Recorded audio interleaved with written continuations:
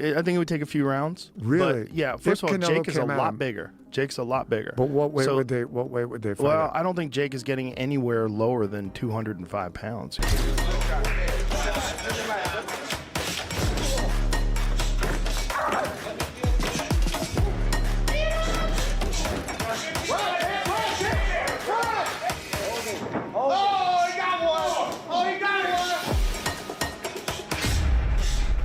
There's a few Americans, and this might be crazy, I think Jake Paul's got a chance. And I know that sounds crazy, but I do think that there are, where I don't believe anyone over here thinks this goes more than around 2 max. Joe Rogan is surprised by how much Jake Paul's body has changed before the fight with Anthony Joshua. He says Jake looks very focused and ready. Rogan also mentions that Jake has fought real fighters before, even if some were close to retiring, and Jake still trained very hard for them. He adds that Joshua getting closer to 40 makes the matchup different and more interesting. Rogan says he honestly wants to watch how this battle plays out. What happens? It would be crazy.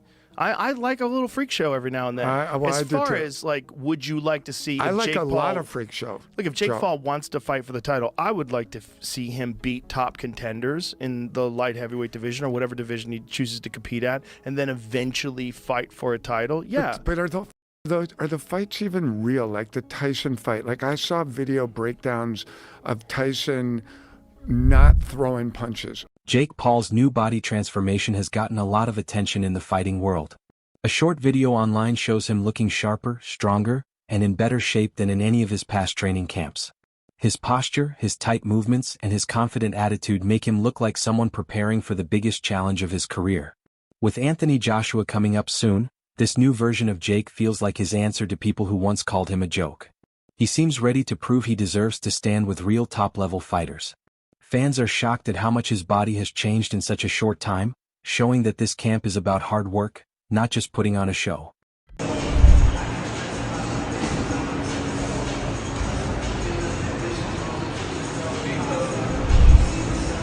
Former world champion Andre Berto adds an interesting point to the discussion.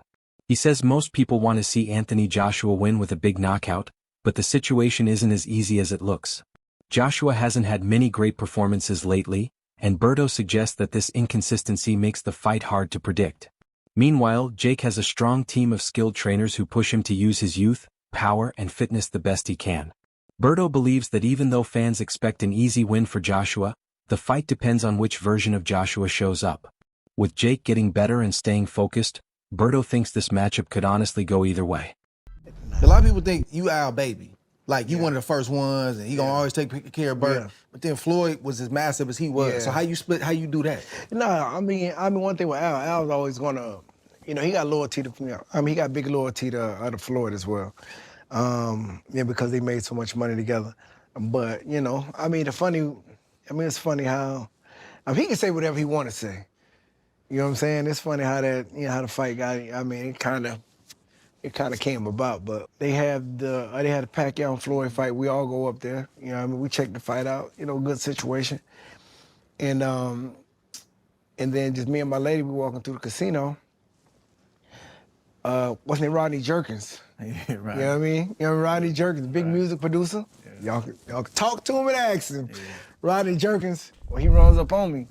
Some experts look at Jake Paul's training from a money point of view. They talk about how he spars with heavyweight fighters and how both sides benefit.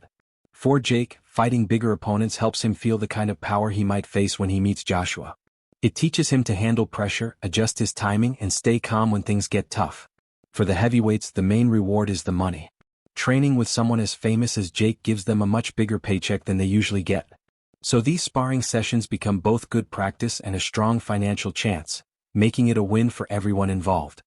I'm not an idiot. I know they're getting a lot of money to be there, and it's easy work. But what is in that for Lawrence Okoli, Frank Sanchez, and Jared Anderson? Easy money. I don't know how much he'll be paying sparring partners. I assume to get those caliber of sparring partners in, it's got to be big money. Lawrence Okoli's got a fight coming up. If you're Joe Gallagher, you go spar Jake Paul, is that going to help you? No, absolutely not. Are you going to get a bit of profile from it, perhaps? People are going to hear your name? Yeah. Does that help? I remember going to spar with Kessler, and I got 500 pounds or euros for the week. It was the hardest money I've ever earned in my Yeah, life. but how much did you learn from? Yeah, me, bundles. Yeah. What's a Coley learn? I don't get it. No. I mean, I do get it, the money. But when you got a fight coming up, I'm thinking, really? Are you going to get anything out of that sparring that's going to help you in your fight? Maybe you are. Maybe I'm just completely diminishing Jake Paul's ability, but I'm struggling. I really am. Fair play to Jake Paul. I mean... And you're right, there's a bit of a conflict there because Joshua used to manage him. Yeah, it was through 258, right? Yeah. But surely they're smashing him to pieces. Surely Jake's going, oh, what the fuck? This is fucking horrible. Every single one of those 3 fighters there could annihilate him in a round. Yeah, so are they not doing that? I've got so many questions. Brendan Schaub and Brian Callen share a different view, focusing on Anthony Joshua. They say Joshua needs to understand what he represents when he steps into this fight. For them, it's not just about winning, it's about protecting the reputation of boxing. Since the fight will stream on Netflix, millions of casual viewers will watch, and many will judge the sport based on how Joshua performs. Schaub and Callen say Joshua must treat this fight like a message to the world.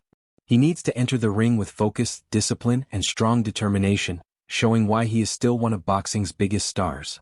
They stress that this is not the time for fear or second-guessing. But, again, if mentally he's not like, all right, I got a job to do, I'm representing boxing, a lot of American fans don't know me, this will be the most watched thing on fucking Netflix ever for sports-wise, so I got to make a good, showing. Hopefully he has that approach. I assume he does, because he did with Francis, he was like, nah, bitch, the train stops here. Yeah, And Tyson Fury's a little more of a character. Hey, wow, what are we gonna do? Let's move around a little bit. I remember when he caught Klitschko with that uppercut, Anthony Joshua. And he got caught. He got set down. Klitschko, yes. And Klitschko is a big man. You're just dealing with literally a different ecosystem, man. But that's what makes it, that's why it's a brilliant move by Jake. Because his fan base is like, oh my God, Jake, it's David versus Goliath, literally. It's this YouTuber Disney kid. Look how far he's come. He's actually going to do it. What if he wins? So there's that demo of his. And then there's the rest of the world who go, and they're so off on this, but they go, we got to get Jake Paul out of boxing. I can't wait to see his head get knocked off by Anthony Joshua. And that's the majority, right? So those two worlds mix, and you get the most watched boxing match on Netflix ever. More so than Mike Tyson at fucking 77 in a fake sparring match. This, So if you're Jake, it's brilliant. Yeah, it is. Okay, so let's go through it. Let's say Jake gets knocked out 1 minute. Okay. Sports analyst Ade Oladipo adds more to the conversation by pointing out the changes Joshua has made in his training. He says Joshua has updated his style, improved his rhythm, and is taking this fight very seriously. At the same time, Oladipo believes Jake isn't clueless either. Since Jake knows Joshua is changing, he has probably made his own adjustments, trying new techniques and improving small details that might help him. Oladipo says Jake understands that this chance requires his very best. Because both fighters are changing and improving for this matchup, he believes Jake has a real chance to create a moment that shocks everyone. AJ is now training with that camp. And I mean, if you are Jake Paul, I mean, shit just got even more real. So AJ's taking it that serious. He's now training with the Usyk camp, not just for your fight, but for fights going forward. This isn't AJ saying, okay, you know what, I'm just going to train myself. Just get in shape and maybe just train with my amateur coach. This is AJ saying, no, we're going to train with Usyk's team. And I'm basically meaning, or I'm saying, I'm going to get in the best shape of my life. You want me to get down to 245 pounds? No problem. We've done that before, and that was one of my best performances before. Obviously, I'm talking about AJ versus Usyk too. So, I still can't believe it's happening, but it is happening. It will do incredible numbers. I've said that I think it will do numbers as big as Canelo Crawford. Some people have laughed at that. Don't laugh. Honestly, because Canelo Crawford over here, it would have been a small, minute percentage of people that would have watched it on Netflix over here. AJ fighting over here, everyone's watching it. Everyone's watching it. Everyone's watching it in Africa because that's the impact AJ has. And obviously everyone's going to be watching it in America because of Jake Paul. And then because of how that photo looked. Again, David versus Goliath. People are now way more intrigued than they were for Gervonta Davis versus Jake Paul. So I'm intrigued as to how it looks in the first 20 seconds, and then I'll be able to just make my mind up as to how long this goes. But I will still stand firm and say AJ should, not will, should get rid of Jake Paul in one round. Should. And if he doesn't, then I don't know what that means. On Boxing Scene today, analysts said this fight is one of the boldest choices Jake Paul has ever made. They explained that he could have picked easier opponents and slowly built his record. Instead, he chose to face a former heavyweight champion known for big knockouts and strong skills. This choice brings huge risk but also huge reward. If Jake does well, even if he loses, people will see him differently. If he wins, it could change the boxing world in a big way. The analysts say Jake taking such a dangerous fight shows how serious he is about earning a real place in the sport. But listen, Joshua's done this already. He fought a guy that he was supposed to destroy, right? And then he went out there and he destroyed him. And he didn't play with his food. Yep. He didn't say, okay, it was Ngannou I'm talking about, obviously. Of course. Who gave Tyson Fury fits and really had everyone questioning Tyson Fury's ability because he struggled with an MMA fighter in his pro boxing debut. Anthony Joshua didn't do that. He went out there and did what we all expected Tyson Fury to do and completely wiped the floor with the guy.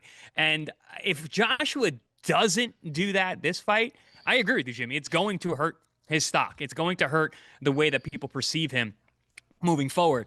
And also, I think, honestly, and if he doesn't go out there and just lay into Jake Paul and end it in the first, if not second round, to me, it's gonna look fishy to me. It's gonna look like this was a setup. This was an exhibition. This wasn't a real fight. If this is a real fight, it should be over in 90 seconds because Anthony Joshua is a legit gold medalist, super heavyweight, crazy athlete, awesome power, and Jake Paul just isn't on that level in any way. And he's not and he's undersized. You know, Jake Paul was fighting a cruiserweight in his last fight. He was under 200 pounds.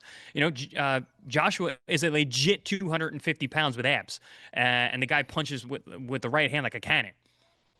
The one advantage Jake Paul has had in previous fights, and we all know people who have worked with him, and they go, he's got natural power. He can hit pretty well for his size. Not elite, right? Not world champion, but he can hit pretty well for his size.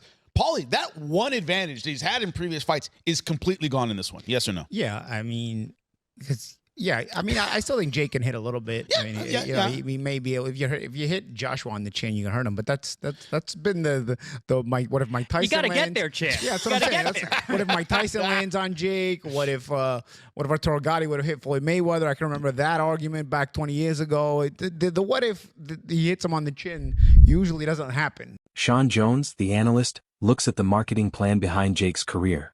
He explains that Jake keeps calling himself the YouTuber fighting Anthony Joshua because it grabs attention and helps sell the story. But behind that image, Jake is no longer the beginner people once ignored. He has fought real opponents, built a strong training system, and turned himself into a true professional athlete. The analysts say Jake still uses the entertainer angle on purpose because it brings in more viewers. But his real identity has changed. The man getting ready for Joshua isn't just an online star anymore. He's a serious boxer with real skills.